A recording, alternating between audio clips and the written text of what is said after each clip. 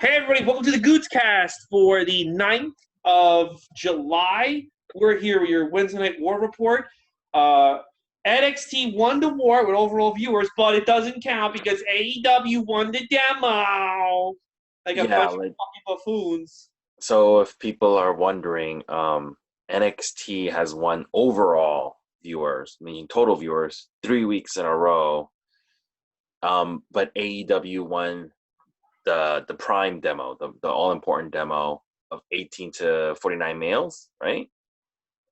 I guess. Is that it? Who gives a shit? Yeah. But people they lost. They won that 3 weeks in a row. According to that demo, though, they got destroyed by the challenge. Both shows got destroyed by MTV's The Challenge.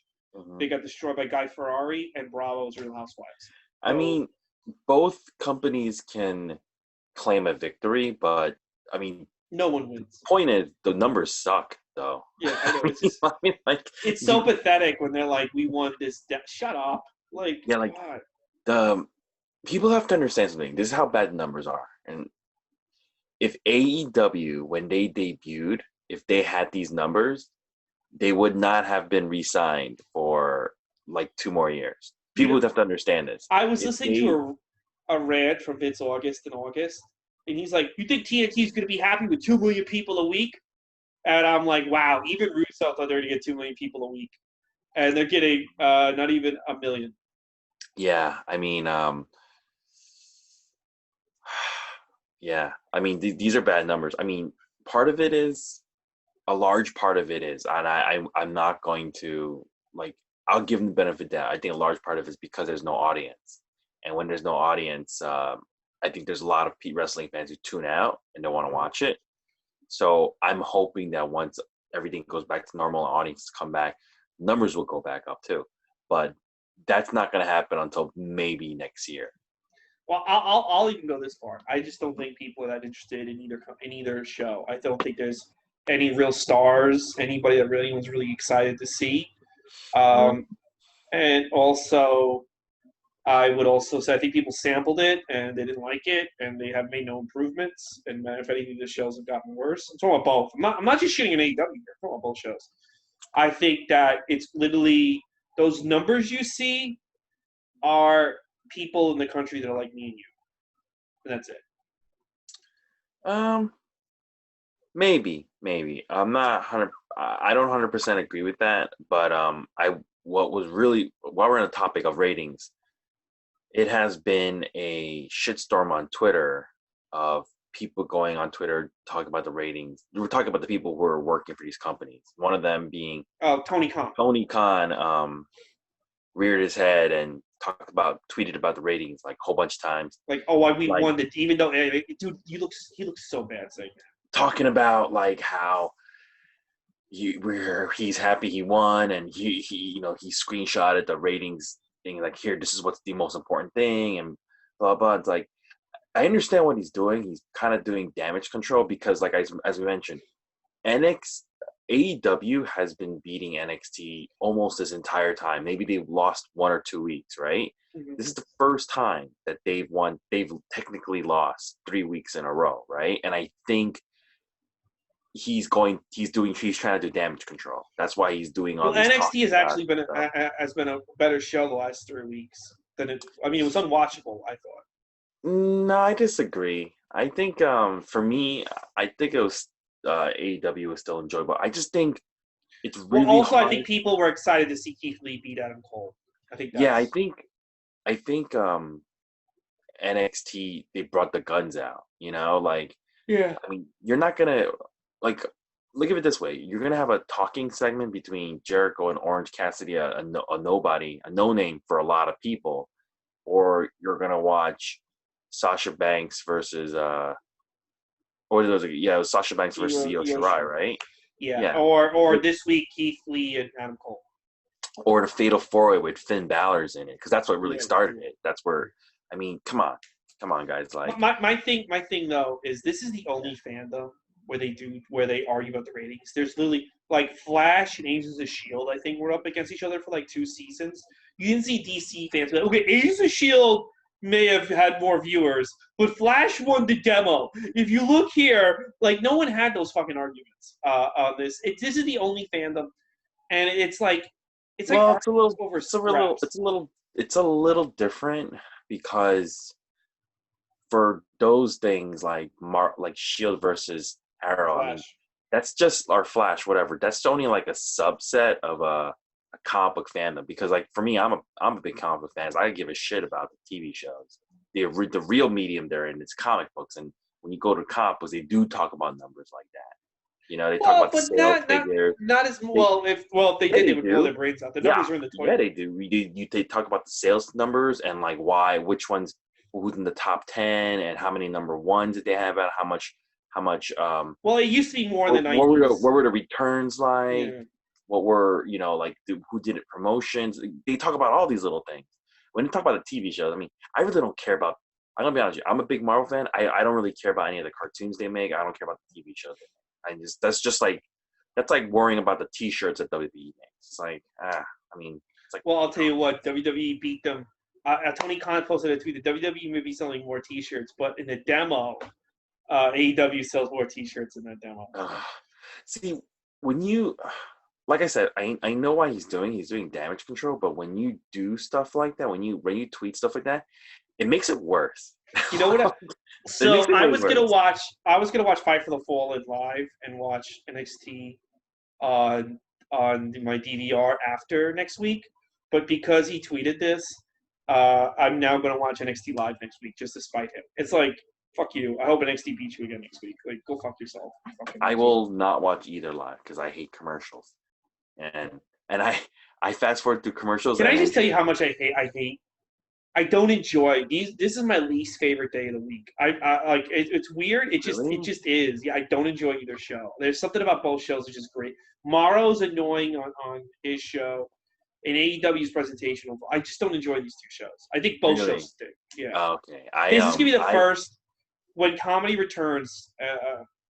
This is gonna. I'm gonna try to find a show on Wednesdays to do at some bar. Because this is the first night I want to drop this podcast. Really? Oh, I'm the opposite. The first night I want to drop is Monday. I can't stand Raw. Raw is such a bad show, dude. Raw is so bad. I like doing the Raw. Raw is worse than these shows. Yeah. Actually, they're all pretty bad. Oh, man, actually, Tuesday is the best night, except for AEW Dark. I like it. Actually, Impact's the best show. So there you go. I'm gonna say actually, SmackDown. Surprisingly, Tuesday has been the best night. Yeah. It's because here's the thing with Impact. It's never like, even at its worst, it's never like that bad. You know? Yeah. I think it was like really bad once maybe, but even when it's like an off night, it's not like Raw level nasty. And they do interesting things. They always end with like a little cliffhanger thing at the end. And I've been enjoying AEW Dark. So, I mean, now that we got rid of Carneyland, oof, my life's been fantastic. Before we get into it, we want to talk about that other news. What? The Matt Riddle video. Oh yeah, he said he had an affair, but he didn't fuck her. She's still saying that he didn't abuse her. Yeah. Yeah. So for those of you who don't know, Matt Riddle was accused of like sexually assaulting, raping, pretty much another female wrestler. Her name is ring name was like Candy or something like that. Candy Cartwright. Candy Cartwright, and she had text messages between them and pictures of them together and kissing, which I thought was a little weird when they did show, because she's like, he supposedly raped her, but then there's pictures of them like hugging and kissing together. But she's not gonna take photos of him raping her. He's not gonna be like, hey, smile for the camera. No, why would you take pictures with the person like that afterwards? I think it was before the picture. Oh, I thought it was like afterwards. Well, anyway, I don't know the time. Yeah, regardless. Ryan raped you. You still take photos with him. Matt Riddle. What did you say? I didn't hear that. Ryan raped you. You still take photos with him. Yeah, but that's different. He did it so We're gonna get in trouble for these jokes. Well, here's the thing about Matt Riddle. I think it's all moot at this point. I'll tell you why it's all moot. Wait, let me finish explaining what happened. So I think he put out a video. It was like a 2-minute video of him explaining what happened from his point of view, and this is what he said. He never sexually assaulted anyone, man, woman, or anybody, including Candy Cartwright. He, however, is guilty of cheating on his wife. He did have an affair with Candy, and he kept it secret because he was ashamed of it, and he's trying to hide it from his wife. And The guilt got to him. He tried to break it off with Candy. Candy got really upset about it. Started stalking him. Would change his number, and then now she's doing this out of spite, accusing him of basically using the speaking out movement to throw him under the bus. So this hasn't been proven. Like, it's important to say that it's still he said, she said. Yeah, it's still he said, she said. Yeah, well, I'll tell you, a lot of female wrestlers still have her side, and I saw a female wrestler tweet that he had a different girlfriend in like every town. Not really. So that he's been cheating on her with a lot of women. He's done a lot of things with a lot of different women, and there's stories still yet to come out with him. That's what the wrestlers. So one woman said, "Notice the fans are defending him, but wrestlers aren't." That's what one girl tweeted. I'm gonna say that if you are a wrestler and you're married, like a large percentage of them are cheating on. Oh, they're all spouses. Yeah, I'm gonna say a large. Bret Hart wrote a book about it. You ever read Bret Hart's book? Yeah, I hated that part. That ruined he was a hero to me. And then when I read about him, how he's openly flaunting and being super proud about cheating. He had a girlfriend in every town. Yeah. Like, serious relationships with the girls and everything. He had a Puerto Rican single mom in New Jersey.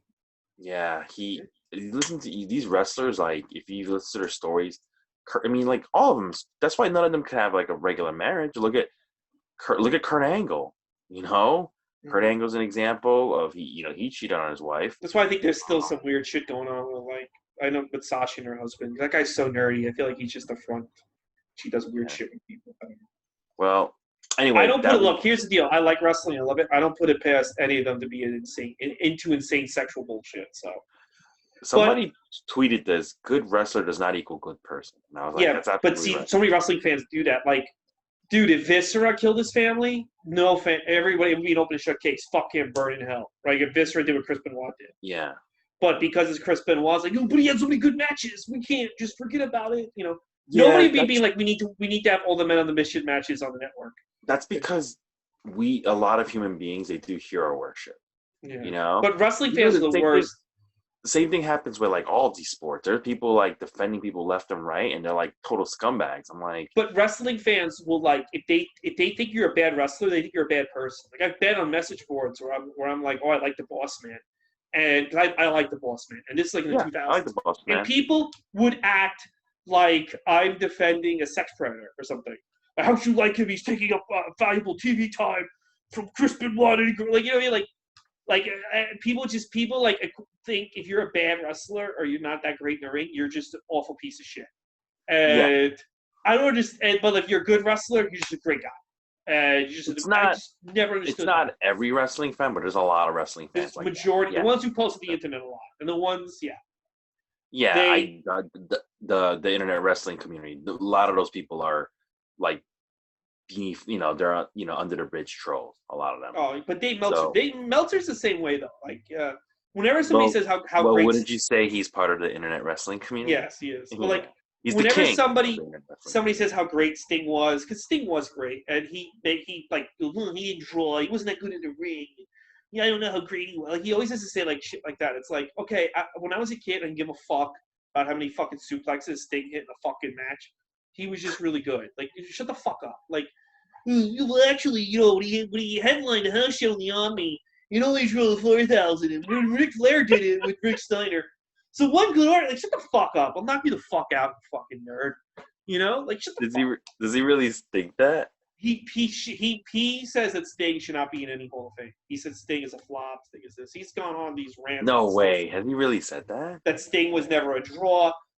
The only reason why no way does Dave Meltzer really say that about Sting. Let me tell you how stupid. Let me just tell you. This is what held Sting back. If Sting had went to WWF in the 80s instead of Ultimate Warrior and got put in the position the Warrior got put in on WrestleMania 6, there never would have been an Attitude Era. There never would have been a Shawn Michaels because Sting would have been Vince's guy until at least 2001. Like, I could have maybe even like until 2010 because he could. Sting. Yeah, go ahead.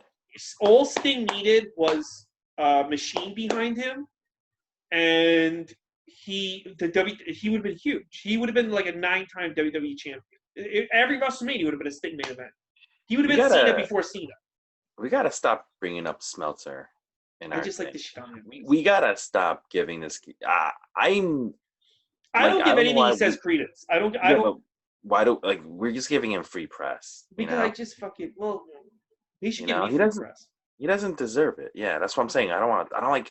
I don't agree with a lot of the things he talks about. I think sometimes a lot of the things he says could be detrimental to a lot of other things. You know, the rumors and whatever. So yeah, fuck that shit. You know, we're smarter than him. Oh, I'm better than him. Yeah, we, Yeah, we are smarter. And you know what? yeah, Here's the other thing. yeah. I don't want to be for any of you wrestlers. If I shit on you in the podcast, I'm not here to be your friend. I'm here as an observer. A lot of these guys want to go get in the locker room and smell your jock straps. Whether it's a lot of these guys on Twitter, they think they're part of the wrestling community. I'm part of the community. I sit alone in my house. Okay, I sit alone in my house. You're not gonna pay any of my fucking bills. And what are you gonna do? Stop me from watching me? To take away my Sling account? And go fuck your mother. If you suck as a wrestler, you suck as a wrestler. I don't give a Wait, who are fuck. you talking to? Any wrestler on the planet. I like you guys, but if I shit on you, don't be like, oh, I can't believe you shit on me. Oh, I work so hard. I have COVID. Fuck I'll you. be really surprised if somebody Remember actually. Alexa Bliss went up to JD from New York. I would never talk about Alexa Bliss like that. She's she's in a really bad position right now in her life. She is. Well, she's dating an idiot anyway. Oh, she's dating just like Ryan Cabrera. Ryan Cabrera, right? Yeah, whatever. You know what? Good wrestler doesn't make you a good person. Well, he's not a good wrestler. How do you know she's not a bitch? Oh, I'm not saying that she's a good person, Mhm. but I also wouldn't say that she hasn't done anything to. I haven't had any. The one interaction I had with her was she was nice. I mean, I'll be honest, man. Sometimes that just because she's nice doesn't necessarily mean she's a good person. That's just like a meeting, because like a meet and greet, you know? I know, but some of them weren't nice in their meet and greets. Sasha, Yeah, but you Sasha know Billy what? But like, you don't know what's been. You know, here's the thing. You don't. If you, I know a lot of this world, we base things on first appearance. You know, first appearances. You know, the first encounters are usually the lasting ones, and unfortunately, sometimes people have bad first impressions, and the reason why the look, thing is we but don't. But the thing is this: we don't know what was going on. We don't know their lives. We don't know what's happening. They could have, for all we know, they could be getting terrible news that day, and then have a bad first impression because they're in a bad mood because of a terrible thing that's been happening. You never know. That's why I don't like to. It's really hard for me to. I try my best not to like judge people based on just like the initial just because you hate black impressions. people and Yeah, women. because you know what, it's happened to me a lot too, where But no, people. but here's the situation though with both those Mhm. stories. My friend. So I had a few friends who paid meet and greets for Roman Reigns, and he could have been nicer, and he was nicer to me. If you're paying money to meet, like if somebody's saying like, oh, somebody paid $300 to meet you today, I'm gonna be fucking nice because it doesn't matter that I'm tired. I agreed to a meet and greet, and these people are coming in to meet me, and they pay a lot of money. I'm I'm gonna gonna be be honest with you. I think that's a little bit entitled. What you're just who? saying. No, it's What not you're just entitled. saying. No, No. no, no. Your job is to be your job. What? So if somebody pays $150 to meet you, you don't have to engage in them. You just sit there and stare at the wall.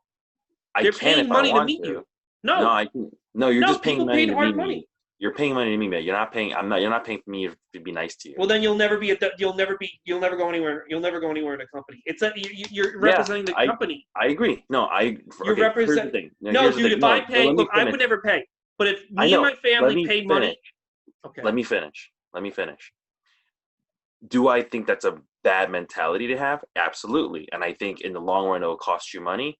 But you do not have a right to have to be nice to that.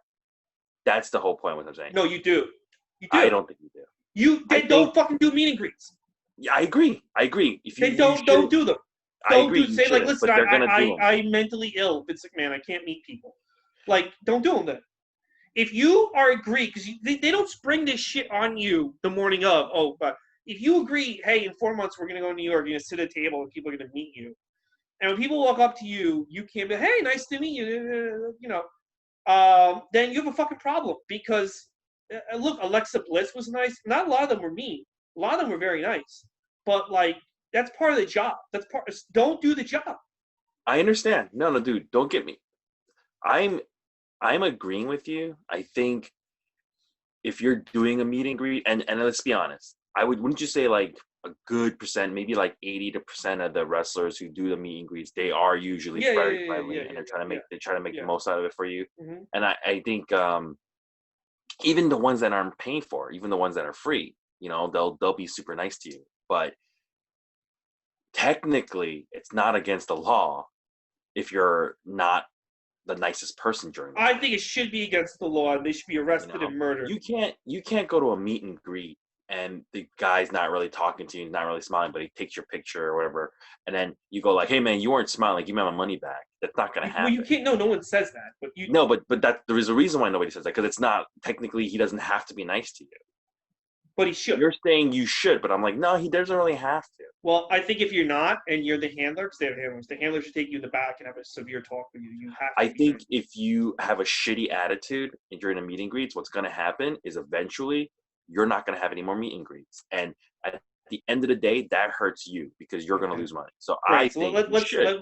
let's move on to the you know. episodes, because I just got a weird text. So let's go.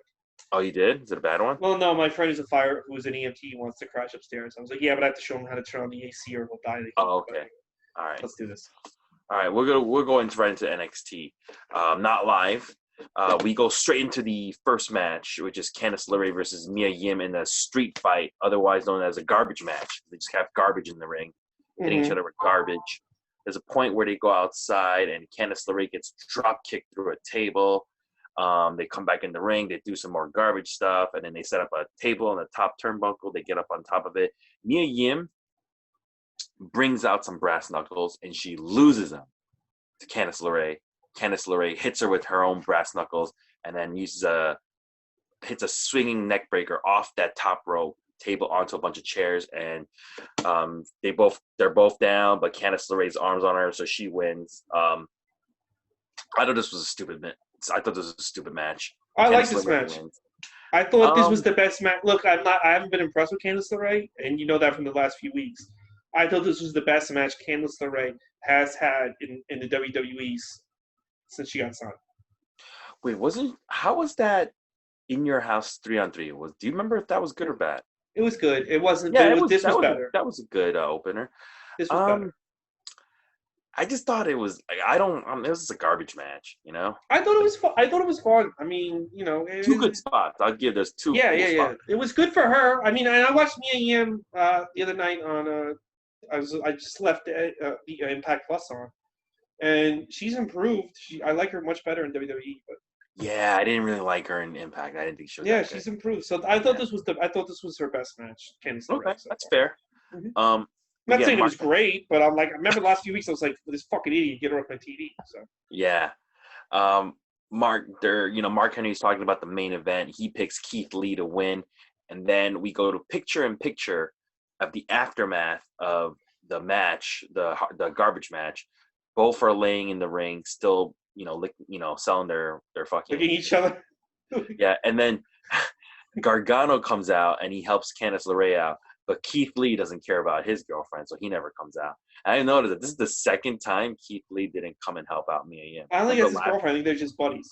Yeah, remember last week? It was when Candice LeRae and Mia Yim were fighting. It was Swerve who fucking had to pull him apart. I think Mia Yim just likes banging black dudes. That's what the maybe, yeah. Now this part was really weird. I thought this was very strange. They showed you a segment between Tony Nese beating the shit out of Leon Ruff. This was filmed. This was before Great American. On the pre-show that they didn't air anywhere. Yeah, they didn't air anywhere. Just like a pre-show match. And Bronson Reed took exception to Tony Nese, taking liberties on Leon Ruff, and that sets up the next match. And I was thinking, this whole time was like, man, this audience had to stand and watch this match, and nobody else is gonna see this match between Leon Ruff. Maybe and Tony. It was like they probably still have dark matches. The reason why they have dark matches when things were regular was to just get the cameras in position, have the crew run through things, make sure everything was cool. Maybe they still do that. Maybe they still have dark matches. I see. That makes sense. By the way, there were audience members that were not wearing masks. I don't know if you noticed that. It was that mask policy lasted a week. Yeah, yeah. Listen, I think now they want to keep the COVID numbers going up. We're at 60,000 right now. You got to keep it up. Yeah, yeah. You got to be number one. We got to keep the country number one, and he wants Florida to become number one too. Yeah. He's getting there. Getting there. So anyway, this leads to match number 2. This was not an advertised match. It's Tony Nese versus Bronson Reed. Bronson Reed wins with a top rope splash. He squashes the guy. This was an all right match. It just like there was no heat. I wasn't into it. Like I couldn't get into it. I like both guys, and watching it, I know it's not a bad match, but I just couldn't get into it because it just came out of nowhere. You know? Yeah, I was like, Yeah. They show you a Mercedes video. She is debuting tonight, and I thought she was going to come out with Robert Stone, but she doesn't. But we do get Robert Stone next in a segment with Shotzi Blackheart. He's got a cup of coffee, and he's back to dressing up nicely. He's got his mojo back, and he's telling Shotzi, hey, come on, like, join my brand. And she's trying to fix her little tank, and she's like, no, I'm a loner. And then he gets all mad, and he throws his coffee behind him. He ends up throwing it on Killian Dane. Killian Dane's not wet at all, by the way. they pant him. He's not wet at all. And he attacks Robert Stone for the coffee, phantom coffee that I threw him. And then while Robert Stone is on the ground, Shotzi runs over his ankle with the tang, which looked like it was going to be painful. That looked painful to me. But he sells it like a motherfucker. He just like, ah! I like this backstage segment. I thought it was fine. Yeah, I liked it too. You know what? Robert Stone, I didn't realize that he was basically like a goofball in TNA. I don't know why I thought like Robbie E. was taken seriously in TNA, but he wasn't. So he's no, there was a time where he was. Wasn't he an X Division champion even? I don't know, but I'm not watching from 2017 and they're showing stuff in 2015 because I'm watching the Explosions to go to bed. I'm watching Explosion now to go to bed, and the old Explosion in 2017, and he was portrayed as an idiot in the few matches I've seen of him in 2015 because they show like the both classic matches have been from 2015. Yeah, I think there was a slight moment where he wasn't presented as a joke. I remember him winning the X Division title and everything, but then it was like very short-lived. He was quickly a joke. He was very so I don't know. I was under the impression that Robbie E was good, but he was always an idiot. So this is fine. Yeah, but I think he's super talented. He does his character very well. Yeah. Where did you hear that he's supposed to be a spoof off of Tony Khan? Everyone says that. Everyone says that on the Twitter. Oh, I wonder if he really is supposed to be a spoof. He does look a lot like Tony Khan. He does. And Robbie, here's the thing with Robbie E. Robbie E doesn't really wear. He doesn't wear glasses. So that character, they just gave him glasses. Yeah. And who else wears glasses and kind of looks the way he does? Like, yeah, look, I can totally see it. I can totally see it try to be Tony Khan. Yeah, I mean, look at this. Look at that's this douchebag picture of Tony Khan. Come on, it's the same picture. Oh, it's hard to see that right now. Hey, bro. Sorry. Yeah, it's okay. They show Undisputed Era arriving during the picture-in-picture, and they got all of them coming out, including what's his name, Kyle O'Reilly. But it was weird because none of them showed up tonight. It was just in that one little segment. It was in picture-in-picture. That was very weird. They had that. Didn't you think that was weird? They showed Undisputed Era all arriving and coming out of the car, including Kyle O'Reilly. But then tonight, none of them showed up. Yeah, that was weird. But yeah, whatever. It was like, and you couldn't even hear what was going on because they had it in picture-in-picture. So I was like, so you don't know why they're arriving. It looks like they're arriving for tonight, and then just like they're not there. It's like that was very weird. Then you get third match of the night, and I thought this was probably the best match on NXT. I thought Swerve versus Gargano. This was a very good match. It's very back and forth. Swerve's getting a lot of the offense in. There's a point where they go outside the ring, and Swerve gets run into a ring post, and then Gargano hits him with a reverse Rana on the floor. So that's twice he gets hit in the head. He gets thrown back in the ring, and Johnny Gargano hits the one final beat, slingshot DDT for the win. This was a very good match, I thought. I really liked this match. Yeah, it was all right. I just, it was all right. I wasn't too into it. It was good, though. It was, Gargano won clean. Then they showed you a really cool Tegan Knox, Io Shirai video. This was Yeah, really Io good. Shirai looked badass. This is this is going to be the match for next week. This is a really good video package. This is at the 9:00 mark. Then we get match number 4, Legado del Fantasma versus Breezango and Drake Maverick. Breezango's entrance was the Conquistadors because they're fighting a bunch of luchadors. This was fine. The moment where Fandango does like a springboard, like somersault to the outside, and he hurts his left knee, like kayfabe, And what they do is they ram him to the steel steps on his knee, so he's almost out of the picture. A lot of back and forth, and basically, Escobar hits the Phantom Driver on Drake Maverick for the win. This was a fine match. It was fine. I thought it was, it was good TV. Yeah, match. it was good. I mean, I didn't hate it. I didn't love it, but I didn't hate it. Yeah, basically. Nothing to really talk about, basically. Yeah. About this. Then they're interviewing Candice LeRae and Johnny Gargano. And Johnny Gargano starts calling out Finn Balor. Basically accusing Finn Balor for being the reason why he's not in like a title hunt right now. So it looks, and then Candice says that reminded her of something else too. So it's basically letting us know Gargano's going to go after Finn Balor, and Candice LeRae, she's done with Mia Yim, so she's going to go after somebody else. But she didn't say who. Who do you think it's going to be? Because she said it's like, oh, that reminds me of something I do, like somebody else I need to get revenge on. Who does she think? Io Shirai. Oh, that makes sense. That makes sense. Yeah, that's gonna be terrible because Candice is not on that level. Yeah, but whatever. They gotta. She's never really had an actual title shot or been taken seriously on the show. They've got to do something with her. Yeah, and Io Shirai needs a heel contender, so that makes sense. Okay.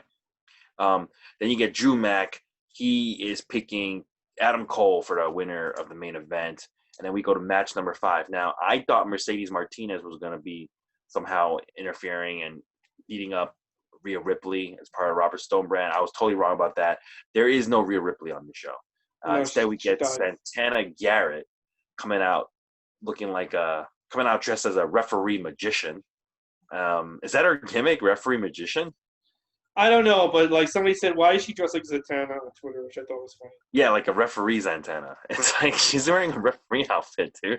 Her versus Mercedes Martinez. Mercedes Martinez gets most of the offense and wins with a Fisherman Buster. I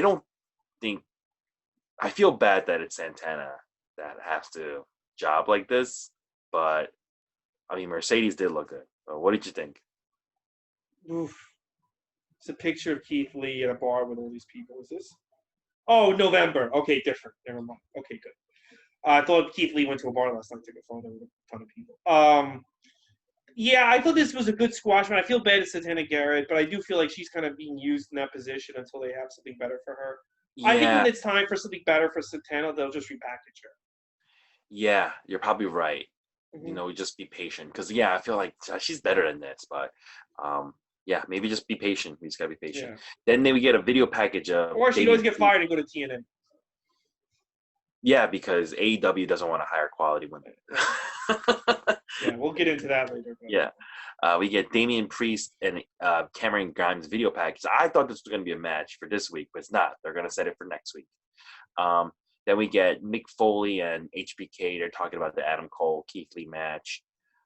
Then we get to the 6th and final match, Keith Lee versus Adam Cole. While Keith Lee's coming out, they're doing the whole thing where they have the cameras on him from before he comes out, through the entrance. And they talk about how he's dedicating this match to 2 people, his trainer, Killer Tim Brooks, who passed away the week before, and his grandmother, who introduced him to wrestling.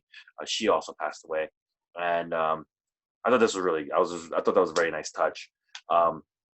So they start fighting. There's a moment where Keith Lee gets thrown through the plexiglass. He breaks the plexiglass. Keith Lee gets most of the offense. He's just throwing Adam Cole around. He hits a sick-looking second turnbuckle moonsault. That looked really cool. There's a moment where he hits Adam Cole with a clothesline, and Adam Cole lands on his head. You see that? That looked like it. Really bad. And at the end, Adam Cole's hitting all his finishers. Keith Lee's kicking out of every single one of his finishers. And then Keith Lee finally hits the BBC, the big Black bank catastrophe for the win. He wins. There's streamers. He's celebrating. And you got Killer Cross and Scarlett and the Raptors looking on. And, I guess signaling that he might be the next opponent. Mm-hmm. This was okay. It wasn't a bad match, but to me, it wasn't like the best match of the night, but it was good. I really liked it. I mean, it was a good match. I'm glad. You know what? I'm glad Adam Cole lost the belt. I think it was smart. They should have probably pulled the trigger on Keith Lee months ago, but it's smart that finally Keith Lee is the champ of champs. Like finally, thank God. It was just Adam Cole was all right, but it was just time for a new champion. He was champion for close to a year. And honestly, I would have had him lose the belt around the time AEW debuted because I feel like people then would have tuned in more.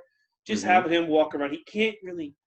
I know everybody likes him. He can't really cut promos and stuff. And this brings us up to two questions, and I want to ask you, and let me get your take on it. So Keith Lee is now he holds both titles, North American and NXT. What's going to happen? Like he's just going to? Oh, he's probably going to go to North American. They'll do a title so they can kill TV time for a few weeks. Wait, what did you say? They'll do a tournament for the title. I'm sorry, so they can kill TV time for a few weeks for the North American. So they're going to strip him of the North American title. I wouldn't be surprised. Yeah. Okay, so he'll because you're NXT champion, we got to take away the North American title, and then we do a tournament for it. That makes sense. And the next question is, what's next for Adam Cole? Is he going to the Raw or to SmackDown, or is he staying on NXT? I heard he's taking a break for a few weeks. He has to take care of something. Oh, he's taking a break. Yeah, I think he takes a break and he comes back to challenge for one of the belts after they do Killer Cross or Karrion Kross versus Keith Lee. So you think he takes a break and then comes back to NXT? Yeah, I don't know if. I mean, I would put him on SmackDown since everybody's dying. I'd put him on SmackDown, but I don't know. He's good in the ring, but he looks really small when you put him up against like guys that are on the main roster. If you put him up against Drew McIntyre, it is not a good look. Yeah. If you put him against Braun Strowman, that is not a good look. It's so funny because he debuted beating the shit out of Drew McIntyre and injuring him, and we're like, but it looked good then because the crowd was with him. But I feel like he has good matches, but he hasn't really done himself favors. His promo work is just like, I'm so great. I'm just the best. Aren't I good? I'm so good at this. And it's like, there's nothing of substance. He needs a better character. You know what they need to do on NXT, and you're going to disagree with me, but AEW is so match. I don't think NXT should be like that. I think NXT should be more angles. But they need to, get more talented people involved because it's not Adam Cole. I'll tell you that much. You need to do more storylines, I think, on NXT. Okay, no, that's fair. I think that's fair. Next week on NXT, by the way, they are going to have. Did they name it a special thing, or they just? No, they did. It's just a regular episode. I really thought they were going to name it Fight for the Fall. I thought they were going to go Bash at the Beach or something ridiculous. Yeah, Beach Blast. I thought so too. But they didn't. By the way, I think part of the reason why the ratings did go up was them calling it Great American Bash. I think because there's a certain amount of people who will tune in for that. I think both weeks things felt different, but you can't do it every week. I almost feel like they should not. They should have waited until August to do Fight for the Fallen. I think it's ridiculous to have a third week that's as a special name. I see. Yeah. I think I'm glad NXT didn't follow a suit because. Yeah. But I think it feel different. It makes it special that there's the names and the last 2 weeks have felt the Wednesdays have felt special. Yes. I didn't love them, but they felt different. Yeah. So next week on a regular NXT, we have Damian Priest versus Cameron Gynes and Tegan Knox versus Io Shirai. Those are the only two matches announced, but those are matches that they have been building in a way. So that's actually I'll be interested in those two. So good NXT or bad NXT? Was it good? Good. I thought it was good. Yeah. Two matches I really enjoyed. That's all I need is two matches. Unless the rest of the stuff is unbearable, but everything else was okay. So there was some good matches and nothing stupid. As long as there's nothing stupid, I'm okay with it. We're gonna go right into AEW. This is not live. It's pre-recorded show, and then we get straight to our first match: Private Party versus Kenny Omega and Adam Page for the AEW tag titles. JR, I thought, did a great job. By the way, as Private Party's coming out, they show you a video of why this match is happening, about how they won last week. Mm-hmm. And JR does do a great job of bringing up the fact that they beat the Young Bucks in the first tag team tournament they had, where the Young Bucks is considered one of the best tag teams of all time. They surprised everybody. They might do it again. That was a good touch, putting that in, because people who don't know, there's a point where Mark Quinn hits a shooting star press, and they replayed it 4 times in a row. Did you see that? Where they replayed it? Yeah. 4 fucking times in a row. I was like, are you guys fucking kidding me? By the way, Private Party did come out with Matt Hardy. This is a good match. There's no sloppiness. Private Party's been sloppy the past few weeks, but not tonight. Not Wednesday night. They were on point. Unfortunately, Omega and Page hits the last call on Isaiah Cassidy for the win. Omega and Page are still your tag team champions. This was a great opener. This was a fun match, better than the NXT opening match they had. Yeah, I just feel like I don't think Kenny Omega and Hangman Page should have won, but whatever. No callbacks to their argument from last week either. Yeah, I'm getting annoyed if this storyline is moving so slow. It's fucking annoying. Yeah. So like the match is great, but they got to move this shit. They got to move. Yeah. So last week on AEW, it ended with Kenny Omega pouring out a beer and Hangman Page kind of like yelling at him about it, taking the FTRs. Like this time they were just on point. They were just like a regular tag team that works well together. So I'm not sure what's going on there. But good, very good opener. Then we go to match number 2. We get Joey Janela versus Lance Archer. Lance Archer comes out, usually beating up a ring boy or something, but now he's got Sonny Kiss on his shoulders. He throws Sonny Kiss on Janela, and they start fighting. Jake Roberts is there. He's super sweaty. He's just sweating all over the place. Janela's job is to make Lance Archer look good, and he does. Janela does his job well. There's a moment where the way his face when he's selling, where he looks like he's getting his ass kicking of his life, that was great. They had to set up a table on the outside. What ends up happening is Lance Archer hits the blackout reverse crucifix bomb right through the table. Then he tries to hit the EBD claw while Janela's laying on this broken table. It doesn't really work, but he rolls him back into the ring for the win. Lance Archer wins. This was a good match, putting over Lance Archer, I thought. Yeah, I would have had Lance Archer destroy him more, because I see zero future in Joey Janela. I think he should sell hot dogs when the things go back, and that's it. But yeah, it was fine. Yeah, Janela, he did a good job of. That's his job. Janela's job is to make these other people look good, and he does it. He does the job. I think Janela's job should be to fucking, make sure the mustard's refilled. Well, who says he can't do both, bro? I fucking hate it. Anyway. You gotta make the wrestlers look good. You gotta make the hot dogs look good. Don't forget the relish. That's a good promo. We gotta have Tully Blanchard cut that promo on.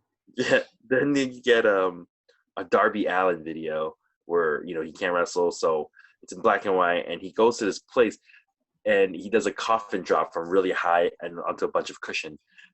I don't know who this guy, like the guy who showed up, is. I don't know where this place is. They never followed up on it. I didn't understand. Like, do you know where they were? No. Because they did this video where he's at a special place and he's doing skateboarding, and it's Tony Hawk. This time, I think this guy is supposed to be like somewhat famous as well, but he spoke so fast. I don't know who he is. I don't know where he says "Welcome to something land." I was like, I don't know where. I couldn't even hear it. I barely paid attention to this. I think I went to the bathroom when this was going on. Yeah. Unfortunately, when we come back, there's nobody. Like last time that happened, Jericho pointed out, that's Tony Hawk. He's like the world's best skateboarder. Unfortunately, nobody does it this time, as Tony Schiavone's in the ring, and he calls out Taz and Brian Cage. They got a big announcement. I had a lot of high hopes for this announcement. Mm-hmm. Turns out it's just the FTW belt, the Taz's old ECW belt of Fuck the World. He is now bestowed it onto Cage. I was really disappointed by this segment. I hate to say it. I didn't like it. First of all, that just leads me to believe he's going to lose next week. If You Taz is know, giving him a fake belt, he's going to lose. you know what happened was, yeah. No, I didn't like it for two reasons. Number one, last week or a couple days ago, Tony Khan tweeted out Taz has got like a groundbreaking, it's gonna shake the world. His announcement, right? Mm-hmm. He should have. Fucking annoying. Don't fucking do that, man. I know, yeah, You it's know what that's really like? stupid. That's like calling a match the greatest wrestling match of all time or something He like did do that. that with Jake Hager versus. Well, I was gonna say WWE did that, and look, But Tony Khan tweeted how great Jake Hager and Dean Ambrose were like a few months ago. yeah, like I get it. You could be proud of your company and proud of everything, but don't when you exaggerate like that. What ends up happening is your word loses value. All right. So I was expecting like a big announcement, and if it's just like giving him the title, a fake title, I don't know basically. why they should have waited. You know what it should have been? They should have waited till like he loses, but it's kind of weird. And next week Taz is like, I don't give a fuck if you lost. You're still the champ. Yeah, and you made a good point. Like now that he got this fake title, I'm like, oh, so that means he's 100% losing. Yeah.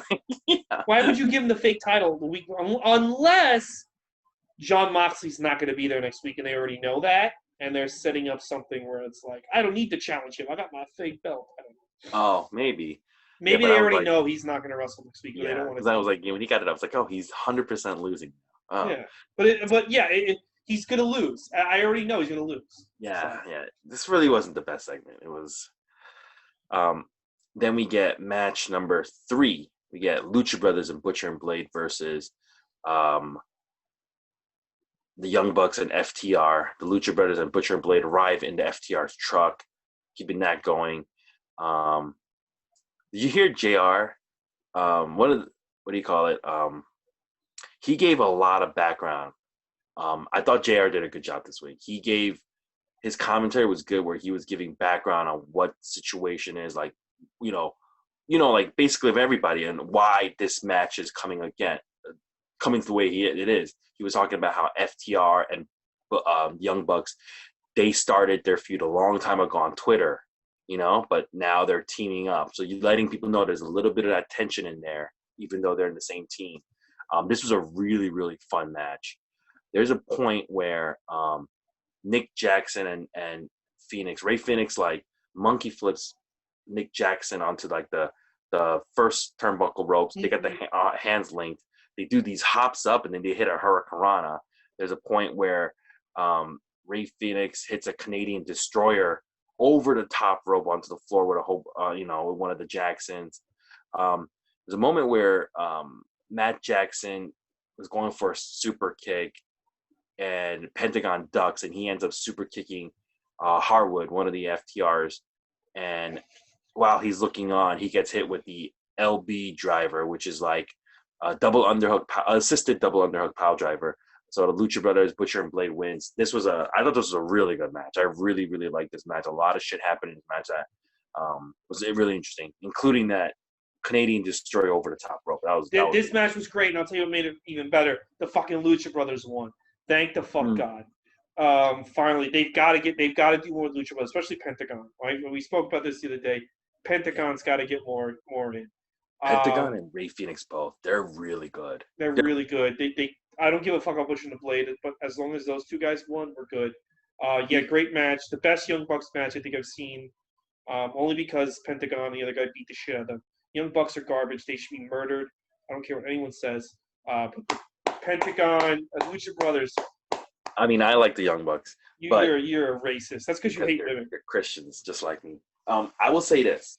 I think Pentagon, I don't think his English is that good, but I think Ray Phoenix has good English. I think he does, which is going to help. That always helps in America. But Pentagon doesn't need to speak English. Just have him yell something in Spanish, and then just have him yell zero. He looks so cool. Yeah. Then you get Cody's on Hot Ones, where he has to eat a lot of fucking hot wings, and he's trying to help this guy make money. They show Big Swole arriving super fucking late. And Alex Marvez is outside to greet her and be like, hey, by the way, you're suspended. And she's like, You could have like sent me a text message. I drove 3.5 hours to get here. I thought that was really funny. I was like, it's really fucked up. That's a long drive. Nobody told her not to come. Then we get match number 4. We get the returning Nyla Rose coming in looking like a beast, taking on 2 people, Kenzie Page and Kylan King. It's a squash match. She powerbombs one of them on top of the other one for the win. And afterwards, she gets in the microphone. By the way, you got Cheetah and you got Penelope Ford both at ringside. Those are the only fucking women left in this division right now. If you think about it. Statlander's out. Britt Baker's out. Allie and Brandy. Well, didn't they signed Adobe, right? What's her name? Abaddon. Adobe. Yeah, Adobe. And then who's the other girl they signed? The Brazilian girl? Anna. Well, they also have Anna Jay. And Rebel could wrestle if they wanted her to. No, she has not wrestled on that show at all. I know, but she could. She's a wrestler. I know. I'm starting to think that she can't. Like, she must have an injury or something. Or maybe Jericho fucked her in the ass too hard. Or maybe she's retired. She doesn't look like. I don't think she looks like she's wrestling ever. Anyway, they got him ringside, and Nyla Rose gets in the microphone, and she says, "I've noticed that if you have a manager, you get a title. You get look at Cody. You know, he's got Arn Anderson. He's like the TNT champion. You look at Brian Cage. He just got a title out of nowhere." And I was like, so she wants to get a manager. I was like, I wanted to say, do you not see Sean Spears? I was like, yeah. Just because you get a manager, well, he doesn't matter. He doesn't. Sometimes you get a glove. But 2 things from this. Number 1, don't you think the AEW's women's title is super fucking ugly? It's so small. Most of the time, you know what? The other title, the tag titles look fucking hideous too. Yeah, their women's title is like really small. And number 2, because they hate women like you. Yeah, who do you think Nyla Rose's manager is going to be? Vicky Guerrero. Oh, wow, that's good. I think it's going to be a woman. The 100% be a woman, and it's probably you're right. And Vicky Guerrero. Your dog's there. Where's the other one? The one that I like. Hiding under the table. Okay. This one's more calm, but I like the crazy looking one. That one is crazy. Yeah, it was crazy. So we get Colt Cabana. They show you a clip of Colt Cabana. He's got what is it called? Hemoglobin. Yeah, or something. His body's goblin. Hit him with a pumpkin. His body's purple. He looks like he's turning into Grimace. Mm-hmm. And there's a trainer like rubbing him down. They're like, yeah, he could still, I wouldn't, he's like, yeah, he's gonna be in pain, but he could technically still wrestle. And Brody Lee's like, hey, we have a big match tonight. I expect you to wrestle. And he's like, yes, Mr. Brody. And we go to match number 5. We got Colt Cabana, Brody Lee, and Stu Grace representing Dark Order versus all of SCU. You get the rest of Dark Order standing in the ring, the entranceway. I don't know if you noticed, but John Silva is much smaller now. Do you see that? He is really small now. Who? So in the Dark Order, there's that really, really the shortest guy. Yeah. He's with Alex Brown. He was much smaller, and he was jacked. Yeah. No, I did notice that. Yeah. Yeah, he's deflating a bit. So, I hate these guys so much. You don't like John Silva? I don't like the Dark Order, dude. Hey, bro. JR makes a Dick Grayson reference. I don't know if you caught that. It was really interesting. Anyway, Brody Lee hits a discus lariat, I should say, on Christopher Daniels, but he lets Colt Cabana take the cover, so Dark Order wins. This was just a match. It's a TV match. Colt Cabana was selling his fucking thing the whole time because it was not a fake injury; it's a real injury. I was like, "Jeez." I do like what they're doing with Colt Cabana, but I do fucking hate the Dark Order. Luke Harper should not be speaking, or the fuck he's called, Brody Lee. Stu Grayson can go in the ring though. That guy is good. Yeah, well, put him in something else. He's really good. He's really talented. I do like the storyline of Colt Cabana's like unwilling. He's joining this Dark Order. And that'd be really cool to see a dark side of Colt Cabana. Because I've never really seen like a real dark side of Colt Cabana before. He's a douchebag. So. Britt Baker is in her Rolls Royce. She's trying to send notes to Tony Schiavone when Big Swole comes out, and they're like, "What are you doing? You're suspended. You're supposed to get out." And she takes some like piece of paper and she throws it in Rebel's face, and Rebel, getting hit with that in the face, she swings her arm and she smacks Britt Baker in the nose. And then they do another Cody Hot Ones where he helps win I think he won like $400. That's that's it. That's what happened. Did you anything about those No, things? I could care less. I thought Cody was gonna have a match this week. No. It's the same event. Fighter Fest. This is like technically like the same event. Yeah, because they said he had like another open challenge, but I guess they changed it. Yeah. Yeah, so I guess they were overbooked. Yeah. Then you get to match number 6, our final match for the night: Orange Cassidy versus Jericho. Jericho comes out with LAX. They both have gallons of orange juice. Orange Cassidy comes out with the best friends. You okay? Yeah, I can't read my own handwriting. Oh yeah. They're fighting. It's back and forth for the most part. There's a point where one of the I think it's Ortiz. He throws orange juice in Cassidy's face, and then he gets hit with a bat in the face, and then he gets hit with a code breaker, and he still kicks out. It's very back and forth. Eventually, Jericho hits the Judas Effect elbow, while Orange Cassidy is trying to hit his Superman elbow. He gets hit with his Judas elbow, and then Jericho wins. Some people were really raving about this match, but I just thought it was okay. It's just I didn't like this match at all. I'll tell you why. Fucking Orange Cassidy breaks character. Whenever Orange Cassidy has like a match with someone, he breaks that character completely, and then just wrestles like a regular person. And to me, it's like, what's the point of this fucking character? Like what he did in Dark this week was perfect, because, like I said, like his character's blackballed, and I know you laughed about it, but that's kind of how you have to address it. Look at Undertaker. If Undertaker was having like doing all the Undertaker moves against like the jobbers, and then when he got Hogan, he started wrestling like a fucking cruiserweight. You know what I'm saying? Like he started wrestling a real person, like because he could, like as Undertaker said, like I could have done all these stupid moves, but I did it because it's like I got to pretend to be the Undertaker. He beat nobody right now. It's like Orange Cassidy has to find a way to keep the gimmick going in the match, and if he can't, then it's a stupid fucking gimmick.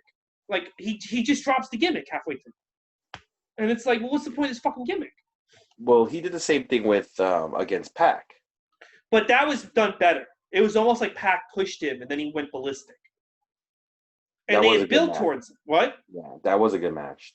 But they built towards it. Like he didn't just like start a regular match. He like went crazy, and Pac didn't know what to do, and then like all of a sudden it became a real match. But he just became a regular wrestler after a while. And also, why is Jericho winning at this point against this guy?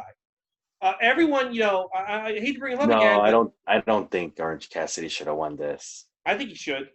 Against Jericho? I'll tell you why, because fucking Tony Khan and Cody Rhodes and Dave Meltzer are saying that, Orange Cassidy has such mainstream exposure. He's going to be the breakout thing. They always say how everyone in the mainstream loves Orange Cassidy. Well, give a fucking win over your most mainstream fucking guy.